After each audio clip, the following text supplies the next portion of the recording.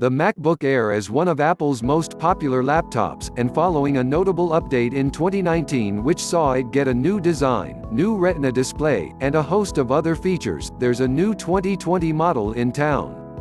Link is in description to buy this product from Amazon. The 2020 MacBook Air refines the experience ever so slightly, offering enhanced performance, as well as an important move to the new keyboard, the same one which Apple introduced in the MacBook Pro 16-inch model back in 2019. Oh, and there's a price drop too. So is this now the MacBook to buy? We've been using the new MacBook Air to find out. Design. Available finishes: gold, space gray, silver. 13.3-inch Retina display, 2650 by 1600 resolution. True tone technology for adaptive color. 2x USB-C, Thunderbolt 3 ports. 3.5mm headphone jack. 15.6 mm thickness. 1.29 kgs.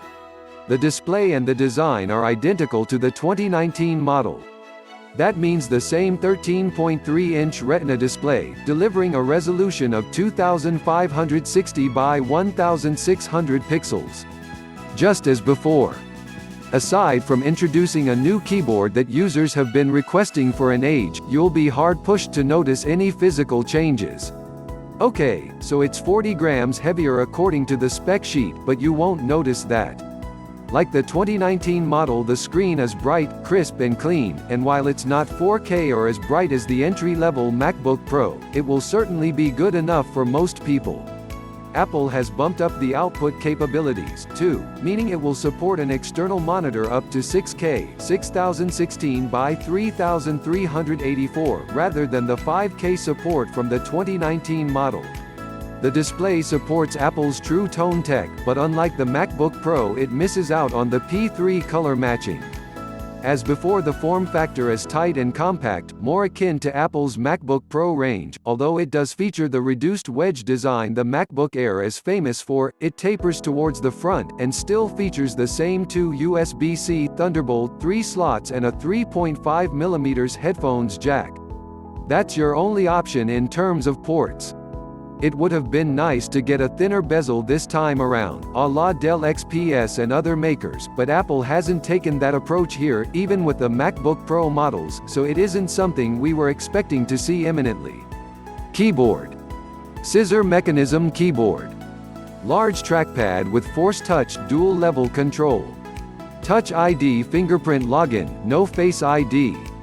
This version of the MacBook Air comes with Apple's new scissor mechanism keyboard, as per the MacBook Pro 16-inch model, which means it's considerably more comfortable to type on that previous models. We loved it on the 16-inch MacBook Pro, and it's a joy to use here thanks to around 1mm key travel, making everything just that little bit softer compared to the butterfly mechanism on earlier models. It also makes typing considerably quieter too, which we've already found has come in handy when working late in bed as to not disturb our partner. Our MacBook Pro with butterfly keys is a definite no-no on that front. The keyboard has also been tweaked to sort out the arrow keys. It's back to the left and right keys being small again, rather than double size. So if fears about upgrading to a new Mac had put you off because of the keyboard complaints, we can safely say that those fears should now have dissipated. Apple's 3-plus-year journey of changing, breaking, then fixing a bit, then a bit more, before eventually ending up at this solution, feels like it's finally reached the finish line. It's considerably better than what we had before, more akin to how it was typing on a MacBook Air in the era way before it went Retina. Sometimes you have to go back to go forward, eh? There's also the easy-to-use Touch ID button that lets you unlock your Mac and access passwords quickly if you don't have an Apple Watch connected, or pay via Apple Pay for your online shopping. Performance and battery. 10th Gen Intel Core i3 to Core i7 processor options. 8GB RAM as standard, 16GB upgrade available. 256GB SSD as standard, 512GB, 1TB, 2TB as upgrades. A new MacBook Air always means new performance enhancements, and this time the laptop is packing the latest Intel Core processors with dual-core and, for the first time, quad-core processor options. The top-end selection is a quad-core Intel Core i7 processor with turbo boost up to 3.8 GHz. Our review unit is the entry-level, £999 per €999 per $999, 1.1 GHz dual-core Intel Core i3 processor with turbo boost up to 3.2 GHz, which we are looking forward to putting through its paces once we have more time with it. Interestingly, the 2019 base model was a dual-core 8th Gen Intel Core i5 setup. If you want a little more power than the i3 entry-level model, then you'll have to pay for it. The jump to the step-up option, a 1.1 GHz quad-core Intel Core i5 processor with turbo boost up to 3.5 GHz hits the £1,299 per €1,299 per $1,299 mark. However, the 2020 model should see performance up to 2 times faster than the 2019 model. Across the range, graphics have been upgraded to the Intel Iris Plus processor, meaning the model will support the Apple Pro Display XDR external monitor if you really want to go all out. On the memory front, you get 8 GB or 16 GB options, while the base storage is now a much more manageable 256 GB compared to the 128 GB on previous outings.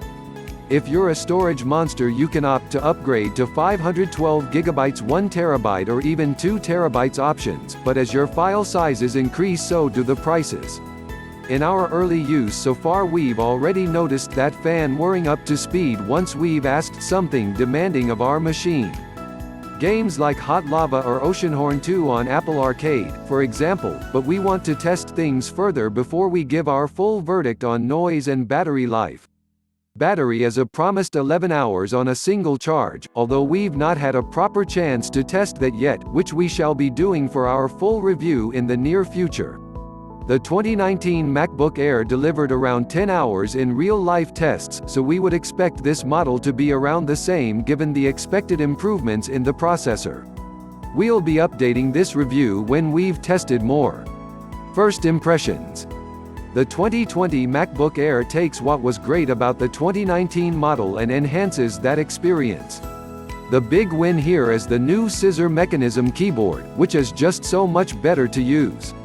It also puts the MacBook Air in a position where, for the time being, it will be more appealing than the 13-inch MacBook Pro. Our assumption here is that Pro model will be replaced by a 14-inch version, also with the new keyboard, in the same way the 15-inch Pro was replaced with the 16-inch. Until then, there is some overlap between the top-end MacBook Air and the entry-level MacBook Pro.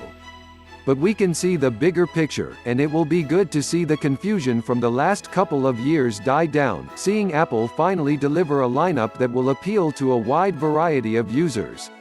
The new Air's price drop to just under 4 figures will also be critical to its appeal, which is why we feel the MacBook Air once again becomes the Mac to buy. So if you need a MacBook and don't need huge amounts of power for video or photo editing, this is the one to get.